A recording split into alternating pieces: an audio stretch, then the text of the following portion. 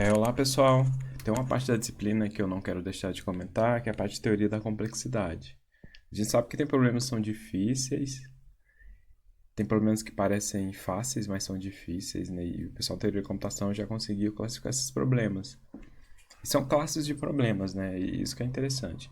Então, nesse final, eu vou comentar um pouco dessas classes de problemas e apresentar algumas definições.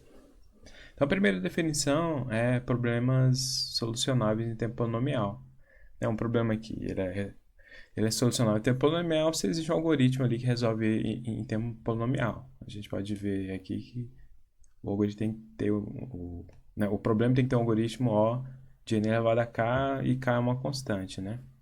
Então, esses problemas a gente fala que são problemas fáceis, né? Mesmo que, por exemplo, n elevado a 1000, né, um algoritmo que tem a complexidade O de n elevado a 1000, né, sem dúvida seria um algoritmo bem lento, mas esses casos não são comuns, né? Então, se a gente consegue escrever uma função que seja polinomial no valor n, né, n é a entrada do algoritmo, então a gente fala que esse problema é fácil, né? Ele é solucionável em tempo polinomial.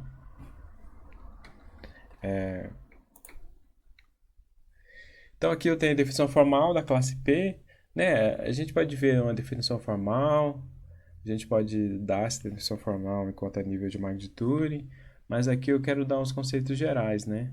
Mas da mesma forma a gente considera um alfabeto, né? A gente considera um alfabeto ali, um conjunto de símbolos, e a gente vai definir uma linguagem ali, né? A gente vai construir uma linguagem a partir desse alfabeto.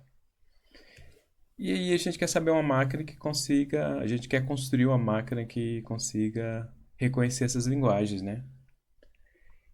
E aí o número de operações que essa máquina vai realizar para reconhecer essa linguagem vai ser basicamente o número de operações do algoritmo, né? A gente sabe que se a gente consegue construir uma máquina de Turing, a gente consegue descrever um algoritmo.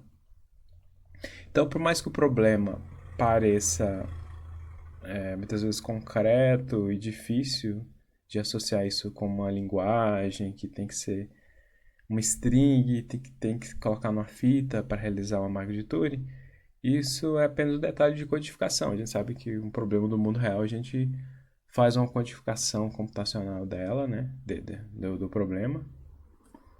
E aí com essa decodificação a gente consegue escrever uma string e definir isso como uma linguagem, né? Então um problema seria basicamente reconhecer uma linguagem, né? Quando eu falo de problema, um problema abstrato, né? Eu estou falando de strings que são reconhecidas em máquinas, né? Em modelos computacionais. Uma outra definição, né? Que é um pouco diferente de problema polinomial, são problemas verificáveis em tempo polinomial. Isso é bastante importante perceber a diferença. Um eu falo, ó, eu consigo resolver o problema em tempo polinomial. Eu consigo construir um algoritmo que verifica que aquela string pertence à linguagem ou não. Isso em tempo polinomial. Se eu tenho isso, meu algoritmo é polinomial. Ele pertence à classe de problemas solúveis em tempo polinomial. Agora, existe problemas com outra característica, que eles parecem fáceis, né? Quando eu falo parecer fáceis, é porque eu consigo verificar que o problema está certo ou não em tempo polinomial. Né? Então, um algoritmo ele é verificável, né? Um algoritmo de verificação, né? No caso agora, eu vou construir um algoritmo para verificar a solução do problema. Né? Então, aqui eu já tenho a solução em mãos. Eu só verificar se essa solução ela realmente é para aquele problema, né? Então, eu vou construir um algoritmo de verificação. Então, o algoritmo de verificação ali é um algoritmo, aqui a gente chama de A, com dois argumentos, x e y. Né? O x é a string de entrada e y é a string de verificação. Essa string de verificação seria como uma dica, né? Seria uma dica ou como a própria resposta, ou alguma... eu daria alguma trapaça ali para a gente saber que a string x de entrada é realmente uma string daquela linguagem. Então, uma linguagem verificada por um algoritmo de verificação A é uma linguagem L aqui, né, que eu vou ter um string sobre um alfabeto. Aqui a gente, nesse slide, pertence a 0 e 1, então é um alfabeto binário.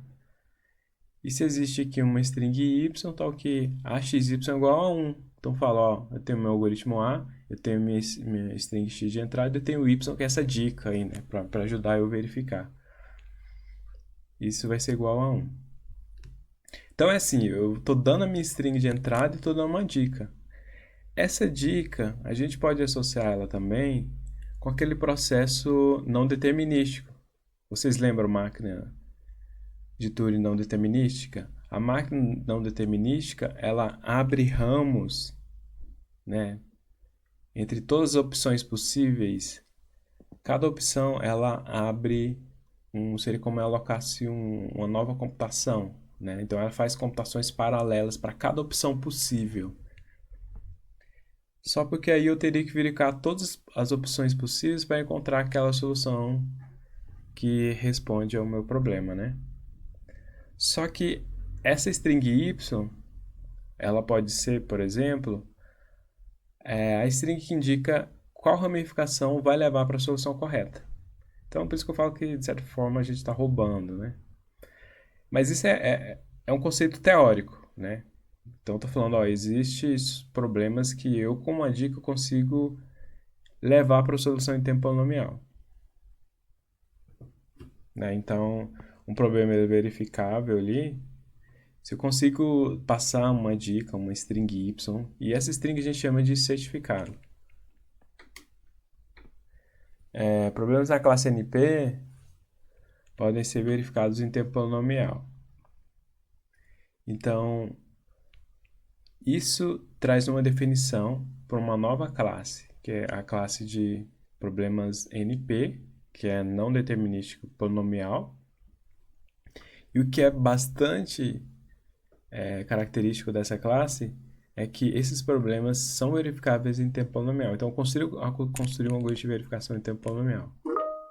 Então, uma linguagem ela pertence a NP somente se existe um algoritmo polinomial A e uma constante C, tal que, né, eu consiga verificar em tempo polinomial, né? Então, note que o algoritmo A verifica a linguagem L em tempo polinomial. Isso características do problema, característico um problema a pertencer à classe NP. E aqui eu tenho um problema, né? Aqui eu tenho um exemplo de um problema, né? O problema é a cobertura por vértice. Ó. Esse problema é simples. Eu tenho um grafo, no caso aqui a gente está modelando uma estrutura, no caso o grafo, né? E a gente quer verificar, queremos encontrar um subconjunto de vértices, tal que uma aresta UV. Para dar dessa aresta, o U vai pertencer à cobertura ou o vértice V vai pertencer à cobertura. Então, para cada aresta desse meu grafo, um vértice vai pertencer à cobertura. O que é interessante também é que isso vale, né, para toda a formalização que eu estou dando aqui, são para problemas de decisão. O problema de decisão é aquele problema que eu falo sim ou não. Nesse caso aqui, ó, existe uma cobertura de vértice dado um grafo G? Aí eu respondo sim ou não. Por mais que pareça estranho a gente, né, pensarmos que o problema tem que ser, né, isso vale só para problema de decisão, um problema de otimização também pode ser transformado em um problema de decisão, né? Suponha que eu quero encontrar o melhor valor de caminhos de um grafo, né? Se eu quero encontrar o caminho mais curto de um grafo, eu posso transformar esse problema no problema de decisão. Seria simplesmente mudar a semântica. Eu perguntar, ó, existe um caminho de tamanho K? Eu respondo sim ou não. Né? Esse valor K que define, né? Eu posso colocar um valor K o pequeno possível ali para caracterizar um problema de minimização. Então, o mesmo problema de otimização eu consigo transformar no problema de decisão. Então, aqui no problema de cobertura por vértice, né, vamos ver esse grafo aqui dado como exemplo. Eu tenho esse grafo, né? Os pontinhos vermelhos são os vértices, eu tenho várias arestas ligando os vértices. Aí a pergunta é, existe uma cobertura? Eu tenho que escolher um conjunto de vértices onde todas as arestas pertencem a um ou outro, né? E outra questão interessante desse problema é que o problema, na verdade, o problema de decisão é que eu quero encontrar uma cobertura de vértices tamanho K, né? Existe um conjunto de vértices tamanho K que cubra todos os vértices do grafo. Então aqui, por exemplo, eu tenho uma cobertura de tamanho 5. Vejo que esses vértices pintados de azuis criam um conjunto de vértices que cobre todas as arestas. Então, para toda a aresta desse grafo aí, vocês vão ver que eles vão ser incidentes a um vértice azul. Então, se eu perguntasse para esse grafo, existe uma cobertura de vértice tamanho 5? A resposta seria sim. Encontrar a solução, a gente vai ver que é difícil, né? Não temos esperança de construir um algoritmo polinomial para resolver esse problema. Agora, se eu der os vértices que correspondem a uma cobertura, é fácil verificar se a solução é correta ou não. Então, para esse problema, por exemplo, é fácil construir um algoritmo para verificar se a solução é correta ou não. Então, isso que é interessante na classe de problemas NP. Os problemas são fáceis de verificar e muitas vezes é fácil de explicar. São problemas fáceis, assim, dá aquela ilusão que o problema é simples, talvez exista um algoritmo mais eficiente, um algoritmo melhor para resolvê-los. Mas a questão é que eles são fáceis de verificar, mas é difícil encontrar uma solução, né? Para esse problema aqui, por exemplo, eu teria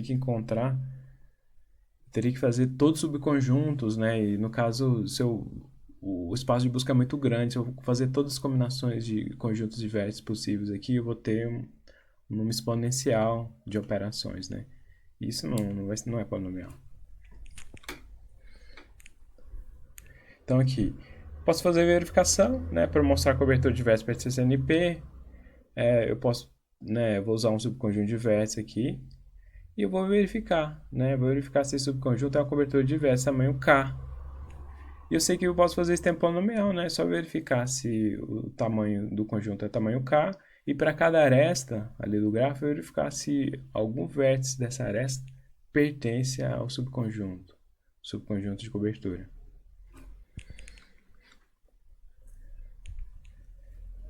Outra definição que eu já falei em aulas anteriores é o princípio da redução, né? Uma linguagem ela vai ser polinomialmente redutível para uma outra linguagem, aí no caso aqui a gente vai descrever como L1 reduz polinomialmente para L2. Se existe uma função computável tempo polinomial, veja que essa função vai receber aqui uma string binária, né? Aqui como que a gente está descrevendo os problemas, com uma codificação binária, e vai retornar uma outra codificação binária. Então x vai pertencer a uma linguagem. Então, mexendo nos slides aqui, desculpa. Aqui. X vai pertencer a L1, se somente se existe uma função aqui, f de x, que é a redução, pertence a L2. Então, eu vou considerar uma função que reduz de um problema para outro, né? Então, intuitivamente, o problema Q, ele pode ser reduzido para um outro problema Q', se qualquer instância de Q, ela pode ser mapeada, transformada para instâncias do problema Q'. Né? Então, uma solução de Q' provê uma solução para Q. Então, a gente viu redução, eu consigo reduzir um problema para o outro. E o importante é saber que essa redução não pode ser custosa, né? Tem que ser redução em tempo polinomial. E com essa definição a gente define uma outra classe de problema, que é a classe de problema NP completo. Agora, uma linguagem L, né, codificada com um conjunto de strings, ela vai ser NP completo se ela pertence a NP. Como que eu sei que uma linguagem pertence a NP? Se eu consigo construir um algoritmo de verificação para o problema. E também, essa linguagem aérea vai ser NP se um outro problema que também é NP completo se reduz ao problema à linguagem L. Então, aqui eu estou falando, ó, um problema NP completo, se ele é NP, se pertence né, à classe NP, e existe uma redução de um outro problema NP completo para ele. Isso quer dizer que um problema ele é NP completo, ele é tão difícil como todos os outros problemas NP completos que existem.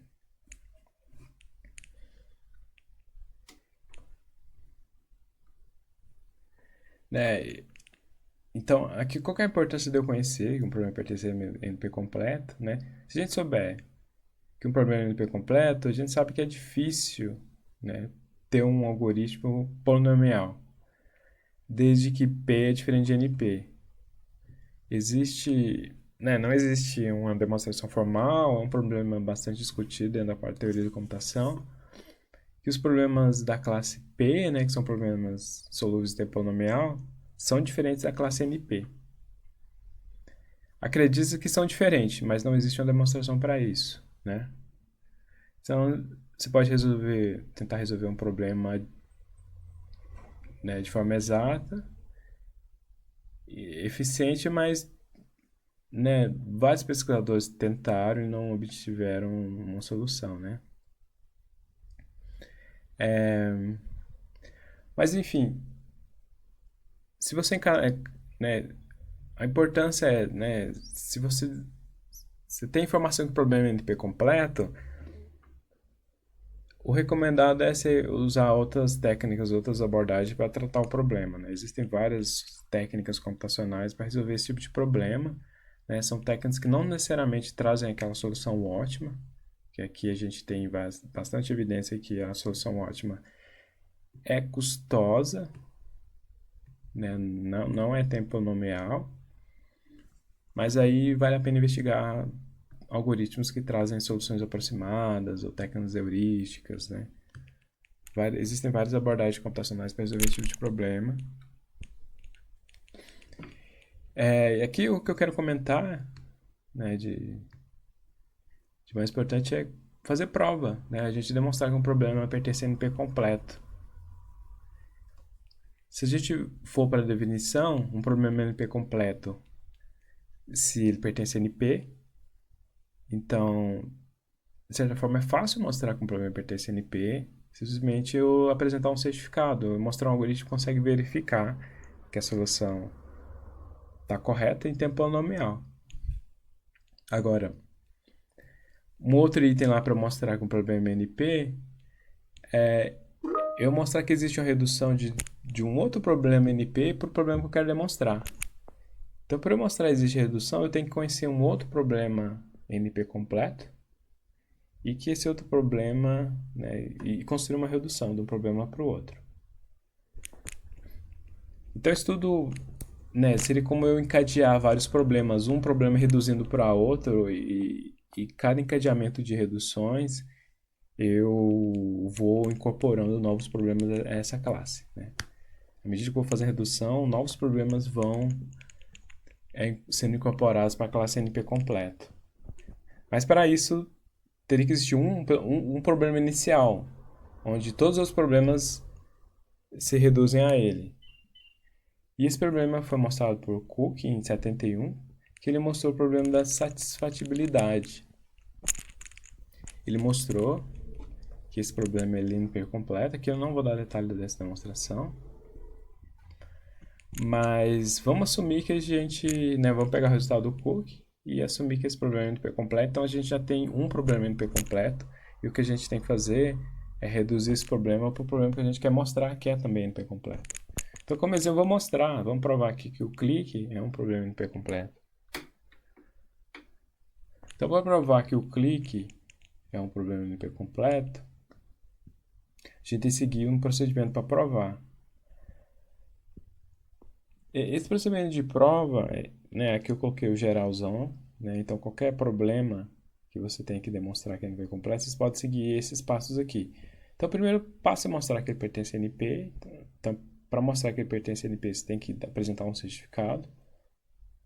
Você vai selecionar uma linguagem NP completa conhecida.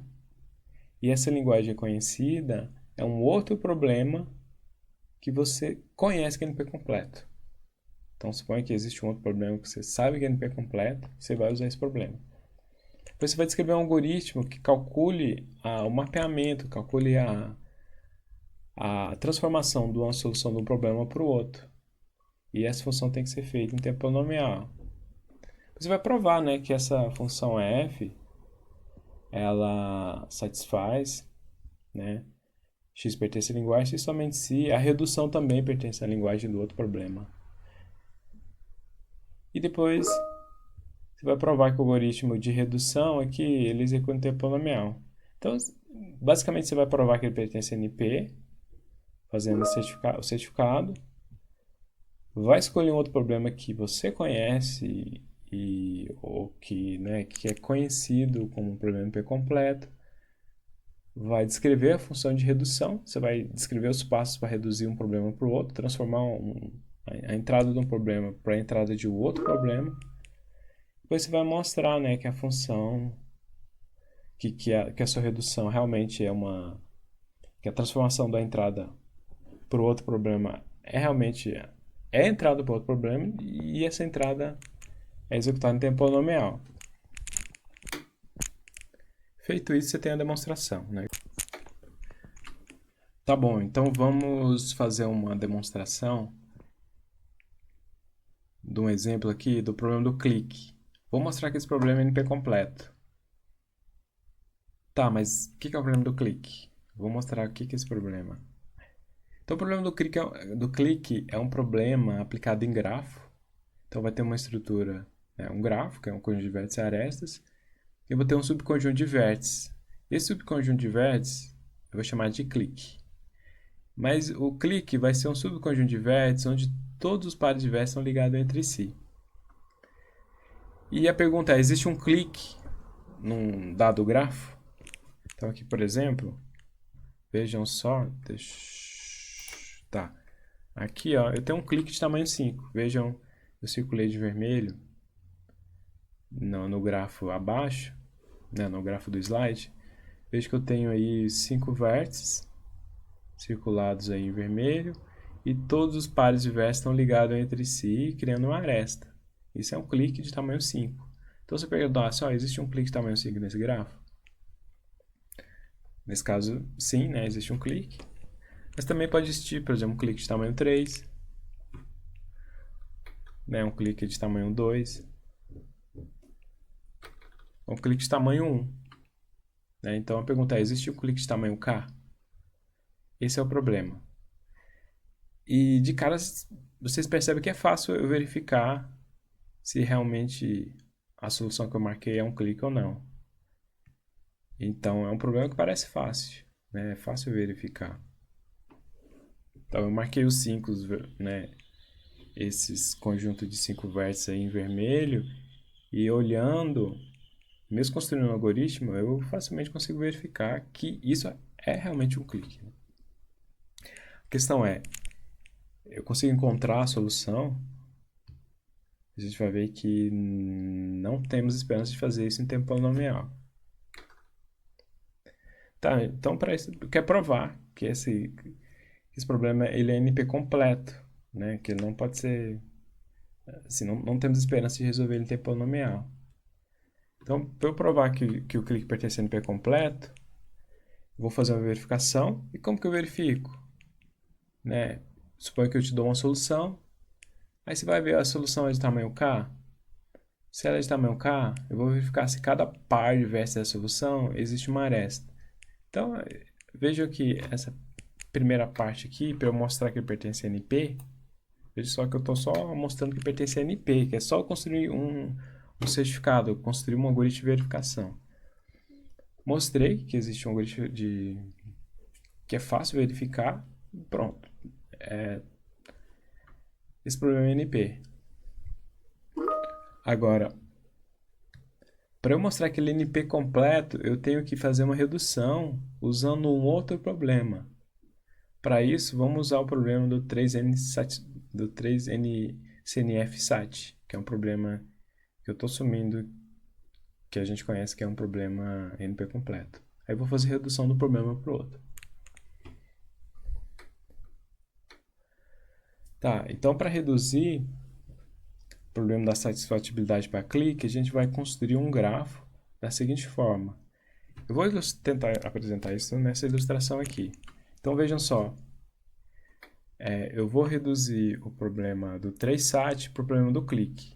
O que eu quero mostrar que é NP completo é o problema do clique. Mas eu sei que o 3SAT,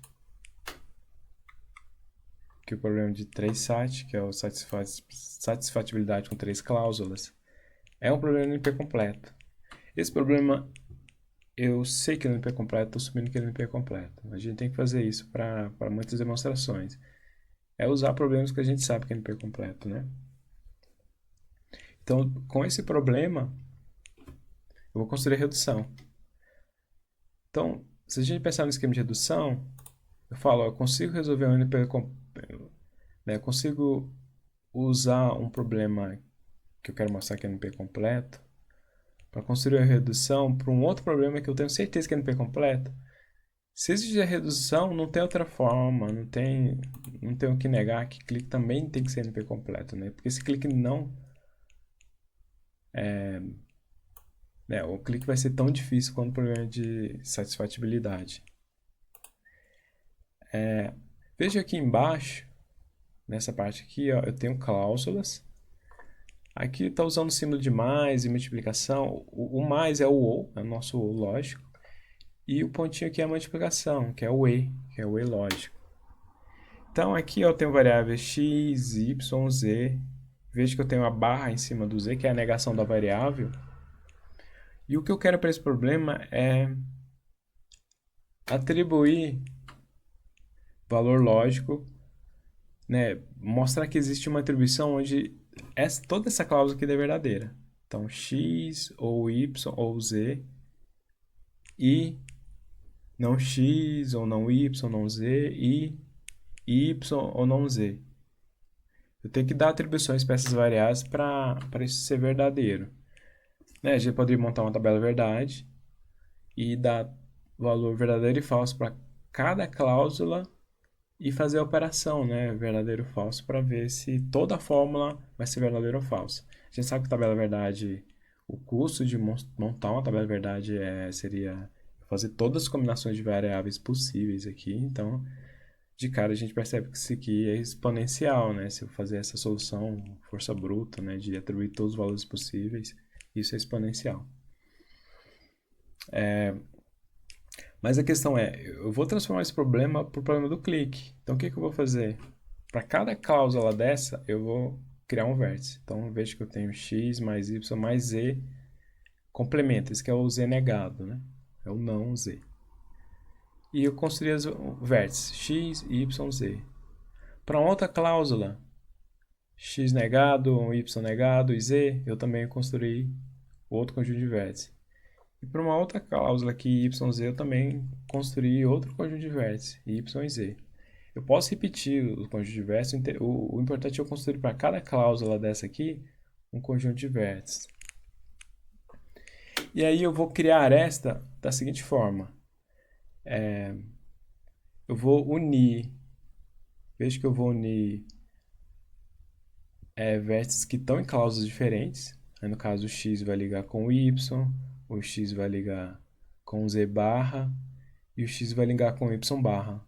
O x também vai ligar com o z. Então ele vai ligar com todos os vértices que estão em outras cláusulas, mas de forma alguma ele vai ligar com a própria variável negada. Então o x não pode ligar com o x complemento, o y não liga com o y complemento e o z não liga com o z complemento. Então eu transformei esse problema aqui, que são em cláusulas e operadores lógicos, num grafo. Agora, vejo que isso aqui é um problema, um problema no grafo e eu posso resolver agora como se fosse um problema de clique. E a pergunta é, existe um clique de tamanho 3? Por que eu estou usando 3? Estou usando 3 porque são 3 cláusulas nesse problema, né? Tenho essa cláusula, essa segunda e a terceira cláusula. Então veja, por exemplo, ó, aqui tem um clique de tamanho 3, ó. Se eu ligar X, lá com Z barra e o Y, né? Eu tenho um triângulo aqui, isso que é um clique, né? Um clique de tamanho 3. Então se eu atribuísse 1 para X, no caso 0 para Z, né? Porque eu complementaria 1 e 0 para Y. Se eu olhar aqui, ó, 1 para X, aí que no caso, se o Y fosse 0, o complemento dele daria 1. E aqui no Z poderia ser 0 e o complemento daria 1. Logo, essa cláusula aqui seria verdade. Então, veja que o problema de atribuição de variáveis é igual ao problema do clique. Aí eu fiz a redução. Então, eu posso resolver o problema de satisfatibilidade usando o problema do clique. E com isso eu mostro, o problema do clique é tão difícil como o problema de satisfatibilidade, que a gente sabe que é NP completo. Logo, o problema do clique também é NP completo. E eu posso usar o problema do clique para fazer outras reduções. Uma vez que agora eu demonstrei que ele é NP completo, eu posso fazer a redução dele para outro problema. Por exemplo, o problema de cobertura de vértice. Posso fazer um problema do clique para cobertura de vértice e mostrar que o problema de cobertura por vértice também é NP completo.